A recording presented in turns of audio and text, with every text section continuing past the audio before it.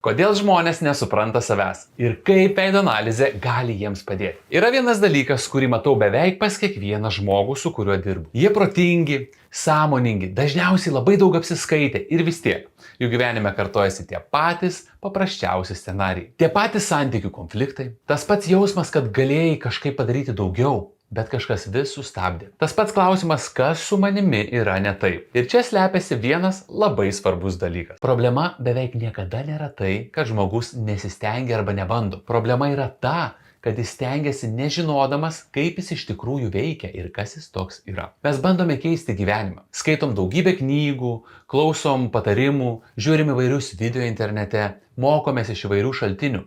Bet dažniausiai keičiame savo elgesį, o ne savo vidinį veikimo mechanizmą. Ir kas tada nutinka? Žmogus pradeda galvoti, kad problema yra jo charakteris. Jis galvoja, kad jis yra per jautrus, per griežtas, per daug galvoja, arba atvirkščiai per mažai galvoja ar daro. O iš tikrųjų jis tiesiog gyvena ne pagal save.